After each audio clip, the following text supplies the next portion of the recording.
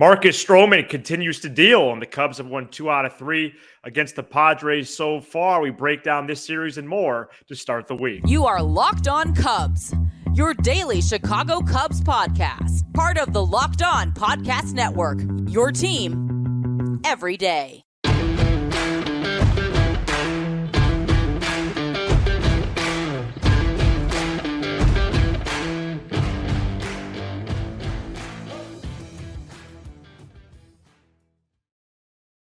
You are Locked On Cubs, part of the Locked On Podcast Network, your team every day. Alongside Sam Olber, I'm Matt Cozy. Please support the show and be a part of the Locked On Cubs community by following on all audio platforms. And you can watch, subscribe, and leave a comment on YouTube. Thanks so much for making us your first listen. Sam and I are lifelong fans, taking our passion into a discussion with you on all things Cubs. Today's Monday episode is sponsored by BetterHelp. BetterHelp connects you with a licensed therapist who can take you on that journey of self-discovery from wherever you are. Visit BetterHelp.com/LockedOnMLB today to get 10% off your first month. Cubs have won 2 out of 3 of a wraparound series with the Padres so far. They won big on Sunday, taking a 5-0 lead after 2 en route to a 7-1 victory as the Northsiders continued to excel against left-handed pitching. Marcus Stroman was outstanding again on the mound. Saturday was a clunker as the Padres led coast to coast for a 6-0 win. And the Cubs edged the Fathers on Friday in a really nice 2-1 win. Sam, the Cubs have taken 2 out of 3 so far with 1 to go as they wrap on Monday. Let's start with Sunday's ball game and work backwards from there. Yeah, I thought Sunday was a predictable outcome. The Cubs have been, even during this stretch where they've really struggled offensively, right? Since Cincinnati, it's been 1 run against Tampa, 2 runs against Tampa. That was against McClanahan, and I actually thought they hit him fine. Yep. 3 runs against Tampa, 2 runs San Diego, 0 runs San Diego. Most of that came against righties and 1 dominant lefty. The Cubs really lick their chops when they face a journeyman left-hander, as long as his name's not Patrick Corbin. And they jumped on him early, and Marcus Stroman held down the fort. I thought he was really good today. I didn't think he was as good as the other 2 starts, but that would be asking a lot. He was right. And also, too, like, I think his plan of attack changed when he got a 5-0 lead. I think he started attacking more, which probably led to more hard contact that he would have given up if the game was 1-2-0, which is what you're supposed to do when you have a big lead. He's been awesome. I mean, I think his run right now, you can't ask for anything more. Cubs have gotten what they paid for, and then some. And it was nice to see Mancini get into a ball. Gomes has crushed lefties all year, particularly had good numbers coming in against Weathers. And then the big story was Miguel Amaya, who, I think we touched on this the other day, is really one of the, I would say, at least in the top 3 of organizational stories for the Cubs this year. And he had a huge day. And, you have to ask yourself, how much more of Tucker Barnhart are we going to see? I don't know, because of the 2-year deal, if they'll DFA him, but maybe at least an IL stint just to let Amaya run with it a little bit.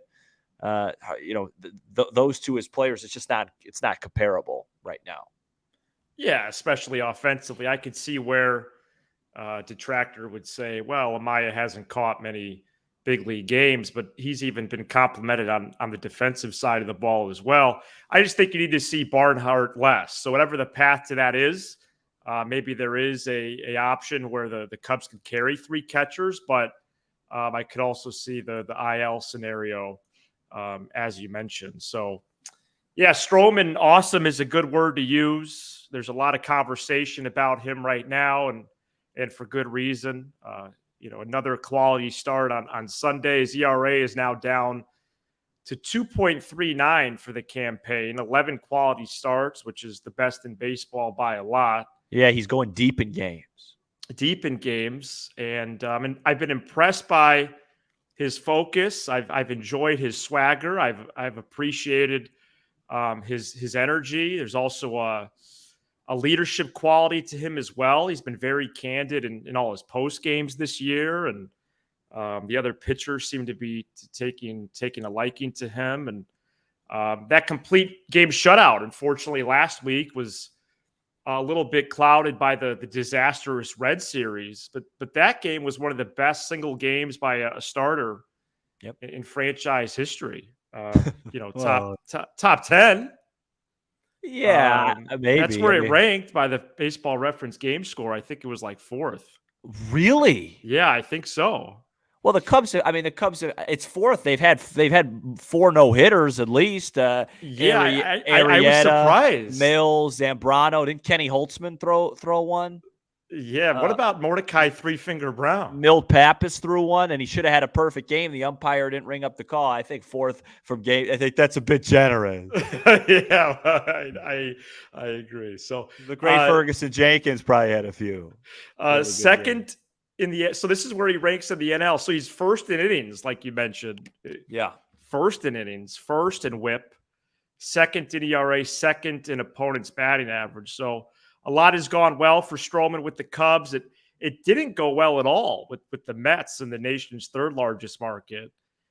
There was a lot of conversation, especially on the radio airwaves this past week about, extension, trade. If the Cubs are not in the mix, he could opt out of his 3-year deal, which was for 71 M's. Right.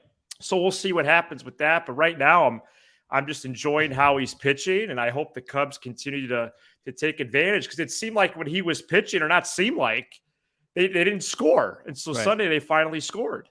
Stroman's a polarizing guy around baseball. He's a polarizing guy. A lot of people love him. A lot of people really don't like him. My thing is, I don't care about any of that. I care about production. And this season, every single fifth day, he has showed up. He's been ready to pitch. He's produced. And that's all that matters. So the stuff that you were saying earlier, you love the leadership, you love the swagginess. You're only saying that, and I'm not trying to insult you. I'm just saying people, because he's producing, right? If he wasn't producing, we'd be saying, oh, well, he shouldn't make fun of Soto on the Soto shuffle, because it doesn't matter. Right. Just produce. And it's great to see him produce. And as long as he's producing, I don't care what he does. Because you're on record saying that for a while now. This is a results-based business, and you get paid a lot of money to get results. So he's getting those results. Should I switch to Saturday? Saturday was a clunker. Going to Saturday, you weren't available to that game, and congratulations for that. All I want to mention about Saturday's game is this: Mastroboni, Rio, Barnhart, Estrada. We'll talk. Too much dead weight right now. Got to start cutting that. Okay, you can't just go into games and just hit these guys. I'm on record. I liked Rios. I thought it was a good signing. I think he's been used poorly, but he shouldn't be hitting this poorly. His at-bats are uncompetitive, and it's time to move on. Okay, enough already with that. All right, those at-bats on Saturday night were awful, and you didn't get a chance to see them. You looked at the box score. They looked worse than the box score. Really? Yeah, no, they were bad. And Barnhart took about 2 called thirds that looked like they were, being asked to be hit. So that's that. Smiley hung in there. He battled his tail off to keep him in the game. They just couldn't rally. Okay. And we're going to talk about a trio of young players, including Estrada, later in the show. Yeah. And then Friday, Sam, we were at Nick Cozy's place. Don't give the address. And, we were huddled around the radio. No, we popped in. Fun scene. For the TV every now and then. And it ended up being a very solid 1-run win. Yeah. Tyone into the 6th inning. And then it went Hughes, Merriweather, Alzolay, Leiter. Yeah. And Swanson had a key home run that ended up being the difference in terms of run scoring. So, Friday was an exciting event. Yeah, I thought Tyone step in the right direction, and then Adbert coming in 2 on, no out, getting out of that 8th inning was the real story. And then Leiter Jr. bounce back was nice to see, strike out the side. Can I just quickly paint a picture for the listeners? Oh yeah, no, please. So we're at this. I think party's the appropriate term. Yeah, get together, whatever you'd like to say. And they have like a fairly large sized backyard. And so we got the radio on, and it's not a big Cubs group besides our main people, right? The Cozys and myself. Maybe 5 people. Yeah. And we're you and I particularly, and Nick But especially in the ninth, just kind of pacing around the backyard, like hovering around the radio where everyone else is kind of like, what is going on here? Yeah. And then especially you and I would do like, yeah, and claps just on strikes. Right. Like pitch to pitch. Yeah, not even like a strikeout. Like I remember like it was like a 1-1 to Machado, became 1-2, and I heard you go, all right. It's just kind of stuff like that. So one time you reprimanded me for cheering a second out of it, and you said, wait for 3. No, I think it was a second strike. Oh, okay. Yeah, because because I thought it was strike 3, and then you got up, and then I found out it was strike 2. No, and we weren't even. Yeah, we were pretty locked in. So right. It was that was a good scene. I mean, It again, those are the games they haven't been winning, so it's nice that they've rattled off a few of them. But they have to figure out, and they're going to get a break at some point. They're going to have to figure out how to hit righties because they're just in a deep funk. Right. But a huge break that I have to mention. Yes. Sunday night they face Weathers, and he's not very good, left-hander. Monday night is Snell, much better than Weathers, but I know they beat Snell earlier. I don't think they totally got to him, but he's a guy you could get to who's a lefty. And then I believe Tuesday night, left-hander Tyler Anderson, and Thursday night, left-hander Reed Detmers, I believe. Yes. So that's and you miss Ohtani. He's being pushed back. So that's a pretty good break for a team that coming into today was hitting 273 with a 342 on base versus lefties. And by the way, that shot up today. It's probably in the 280s now. They don't update the stats till tomorrow. And 240 with a 324 versus righties. So an opportunity for the Northsiders here. I think that would be the way I'd phrase it. Tomorrow, Monday night's going to be tough because you got Kyle against some tough hitters, but he's pitched well in San Diego. But Tuesday and Thursday should be really winnable, too. Yeah, the middle pitcher for the Angels series, which will, of course, He's like an opener. Yeah, he actually ended up being extended in his last outing. Yeah, but he's not like a true starter guy. No, he's only made 2 starts all campaign. Yeah, so that they're getting some breaks here, and we'll see what happens. They listen, this team against lefties, it's not hard to figure it out. The only guy in the team that doesn't hit lefties is Happ. Coming into today, Suzuki was 400 against them. That went down. Wisdom's way better against them than righties. Gomes is drastically better against them. Mancini's better against them. I mean, it's no coincidence. So hopefully they can get going against these Cubs now 4th in baseball in OPS, 815 against left-handed pitching. Coming up next, we check in on a trio of young players as we evaluate them not only the last 7 days, but for this season as well. Stay tuned. Today's episode is brought to you by eBay Motors. For a championship team, it's all about making sure every player is a perfect fit. It's the same when it comes to your vehicle. Every part needs to fit just right. So the next time you need parts and accessories, head to eBay Motors. With eBay Guaranteed Fit, you can be sure every part you need fits right the first time around. Just add your ride to the eBay Motors My Garage and look for the green check to know the part will fit or your money back. Because just like in sports, confidence is the name of the game when you shop on eBay Motors. And with over 122 million parts to choose from, you'll be back in the game in no time. After all, it's easy to bring home a win when the right parts are guaranteed. Get the right parts, the right fit, and the right prices on ebaymotors.com. Let's ride. eBay Guaranteed Fit, only available to U.S. customers, eligible items only. Exclusions apply. The Cubs play the Padres at 8:10 p.m. Central Monday, and you can listen to every pitch with the Cubs hometown broadcast on SiriusXM on the SXM app. Search Cubs, or tune into channel 844 and catch the Cubs all season long on SiriusXM. Troubling numbers when looking at the last 7 days on Jeremiah Estrada, Christopher Morel, and Matt Mervis, all in their first or second year in the major leagues. The last 7 days, the playing time has been paltry, and we'll get to the results here. Estrada had a single inning of work all week, Sam, in which on Saturday night, he allowed 3 runs on 3 hits, including a home run. Morel this past week, 0 for 8 with 3 walks and 4 strikeouts. And Matt Mervis, 0 for 7 with 1 walk and 3 strikeouts. So these 3 players, their playing time has actually gone down quite a bit recently. And they're starting to hit some bumps in the road, if not having some consistent bumps.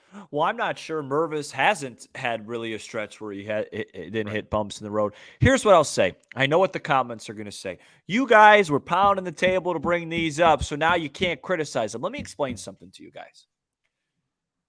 Christopher Morel and Matt Mervis, I thought, had a chance to raise the Cubs' ceiling, right? Meaning if those guys ended up hitting, and Christopher Morel, the first few weeks while he was here, did so. It just didn't have any results attached to it because the rest of the team wasn't performing. But what we do as a fan base, listeners are guilty of it. We're guilty of it. When we see something that's not very good, we're all extremely anxious of what's behind the curtain because the unknown looks way better than watching Eric Hosmer and Trey Mancini continue to make outs on a consistent basis. And the Cubs have a serious issue at first base. So they needed to bring Matt Mervis up, and they still need to give him playing time to see if he is the guy that they can hand the keys to in 2024. And if the answer is no, fine. At least you know you need to go out and get another left-handed bat because it's not going to be Trey Mancini is not an everyday player anymore. That part's obvious. Eric Hosmer is DFA'd. So from that respect, you have to ride the wave. Ross has to try his best to win games. So I've seen a lot of stuff like, hey, let's give Mervis some ABs versus lefties. If Ross doesn't feel like he could be competitive against lefties and he hasn't shown that he really can, you can't cost yourself games trying to develop him because Ross has a job to do and he's managing for his job. But, he's still going to play against righties. He needs to put things together. I think Morel is a different case. I think Morel is going to be on this team no matter what next year unless he gets traded. He's definitely not going to be like a minor leaguer. His thing is just 2 things. Can he find a way to play a position? Because I don't know if the bat's going to hold up over 162 to be a DH. Can I tell you something? Yeah, he's DHing a ton. Can I tell you something right now? Mm-hmm. I want to read you a stat. I have it right in front of me. Do you know what the Chicago Cubs coming into this game are getting from their DH this year? In terms of what, like runs? Average OBP slugging. I would say maybe like 220, 180. 180. 180, 259, 320, and OPS for 5.7. That position, I don't know if Morel's bat's going to hold up to be an everyday DH. He's too valuable. He has too many tools. You want him out there. And then offensively, he has to figure out, and Sunday was a nice step in the right direction with 2 walks. He has to figure out a way when he's not getting cookies because he's great at hitting mistakes. And by the way, you can be a really good hitter by just hitting mistakes as long as more oftentimes than not, you stay competitive in the other at bat. He has to work on just having competitive plate appearances. Right. And I thought this week, I know he was 0 for 8, but he's starting to have some ground balls, hang in there. You just can't have those 3-pitch wipeout Ks where it's like, okay, that guy doesn't look like a big leaguer. And then Estrada is somebody that off air I've been very down on to you before this blow up. He threw 35 straight. One pitch. He threw 30. He threw 35 straight 4-seam fastballs over the course of 2 outings. That's so many. And I get it. Look, some great pitchers have great pitches. That pitch isn't that great. When it's at 97 and it's staying on an even plane, it's a great number 1 pitch. But he needs another pitch. And then he tried to slip a slider to Tatis, and he gave up a homer. So, oh boy, I'm not really sure how they want to use him. I think Ross has made it kind of clear here that with a lead, their main guys now are Merriweather, Leiter, and Alzolay. Fulmer is in that low leverage spot, and Ross is trying to get him back, and I think he's doing a fine job with that. Maybe a sprinkle of Hughes. And a sprinkle of Hughes. You're right. I always forget about him. And then Estrada has got to be – is Assad still on the club? Yes. Yeah, okay. I'd like to see him. Like I'm more intrigued by him than Estrada at this point. Right, and maybe this week Estrada gets swapped for somebody, and the Cubs get a look at somebody else. Yeah, just a merry-go-round. Well, at some point, Palencia is going to come up. Yeah, there's a couple options down there, dude. Palencia, Bailey Horn, the lefty. Right. Perhaps Cody Hoyer if he ever makes an appearance. Yeah, what's going on with him? Anything? He gives up a lot of runs. And well, we must mention on the sake of the show what a sad downturn it's been for Keegan Thompson. I mean, he's I think he's trending towards like an Arizona type of thing, like get him just away from the game and starting over. Yeah, it's too bad. This was a guy I thought was going to be an outstanding piece to this pen. Well, let's see what these three young players can do on the season, just in terms of their playing time. Estrada now up to 9 2/3 innings.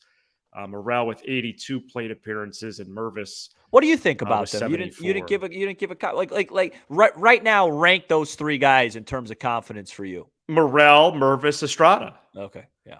Yeah, and I would be someone who would enter into a convo about swapping out Estrada and maybe even Mervis. Oh, really? If he's getting 7 plate appearances a week. Well, he's going to get a lot less this week. They face a bunch of lefties. Right. So I just wonder. I don't think try to bring up a hot hand from the iCubs. I don't know. I don't know if it's necessary, but it's, is Locked On Yankees? What are they talking about in terms of Anthony Volpe? Because he's sitting in the 100s also, and he has over 200 plate appearances already. Right. So I would like for Mervis to hit the 100 plate appearances absolutely. mark. Absolutely. And he maybe even double that. So, I could see where a conversation exists about that. I do think Morel's here to stay. Yeah, no, but Mervis, just want to see improvement, even if it is a small sample. You can't send him down because you have got to figure out if he could hit at this level before next year. I would like to find that out. You send him down, and he totally rakes in AAA, and you go into next year the same situation you were last year. Let him go. Okay. I think I actually going to defend Ross here, which is rare. I think he's using him fine. You can't can't start against Blake Snell. Okay, right. That's just as much as I would like him to. Yeah, and I wouldn't, because I'm a big Mervis supporter, man. Well, I'd like he to was see on him this program. No, and I'd like to see him get a couple of hits. I understand that as well. Speaking of hits, Pat Hughes and Rick Sutcliffe were playing the hits in the marquee booth Sunday. Yeah, we talk about that next. Today's episode is brought to you by BetterHelp. It's so easy to get caught up in what everyone else needs from you, and you never take a moment to think about what you need from yourself. But when we spend all our time giving, it can leave us feeling stretched thin and burned out. If you're thinking of starting therapy, give BetterHelp a try. It's entirely online, designed to be convenient, flexible, and suited to your schedule. Just fill out a brief questionnaire to get matched with a licensed therapist, and you can switch therapists at any time with no additional charge. You want to find more balance? You got to find BetterHelp. Visit BetterHelp.com/LockedOnMLB today to get 10% off your first month. That's BetterHelp.com/LockedOnMLB to try BetterHelp today. We're back here on Locked On Cubs, and Sunday TV booth for marquee was Pat Hughes from the radio side and Rick Sutcliffe, as it remains geographically convenient for him to join the TV booth when the Cubs are on the West Coast. And I have to tell you, Sam, I watched every pitch with my dad on Sunday. I've really enjoyed Rick Sutcliffe's appearances already this season, even last year. And I think right now, and unfortunately, I don't know what's happening with JD. I think he's had a, his season's been different. I hope he's okay. He's also missed some time. I don't know if that's in his deal or what have you, but I got to say, I think Pat Hughes and Rick Sutcliffe are the best TV combo so far this year. Yeah, and I mean, the Pat Hughes thing is unrealistic to even discuss because he's a radio guy. Hall of Famer. Yeah. I'm just saying, like, because we both had tweets. I just think Sutcliffe, even if it's with Boog, is such an upgrade from JD because of the way Boog does his play-by-play. JD is a go-with-the-flow guy. He just goes with the flow. I've watched so many highlights from 2015 to 2020, 2021. There's something up with JD, man. Like, JD would go get so excited when the Cubs would do something. I know. either he just doesn't believe in this team and doesn't think they're very good. Maybe he was upset about the fact that the core ended, or maybe he just knows that his time is fading as an announcer.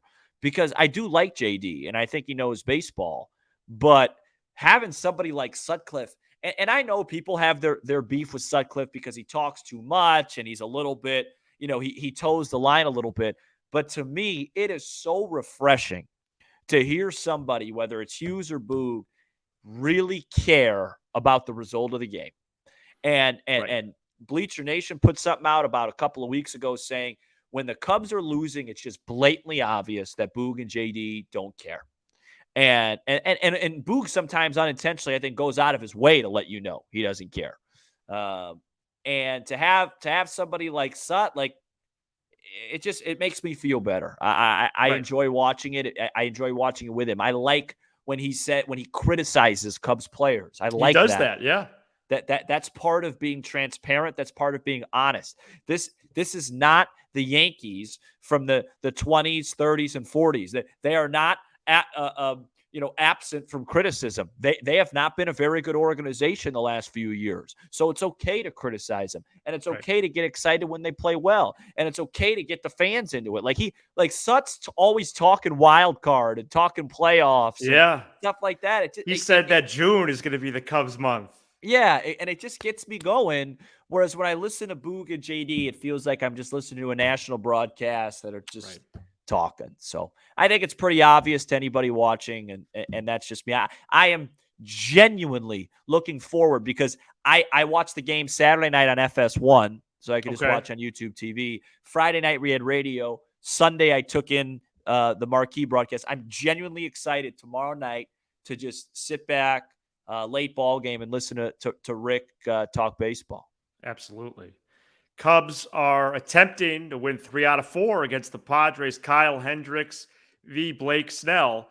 And we'll be back to recap that and preview the Angels series on Tuesday's show. Shout out to the everydayers who are with us all 5 shows throughout the week. And you can become an everydayer by checking us out each and every weekday.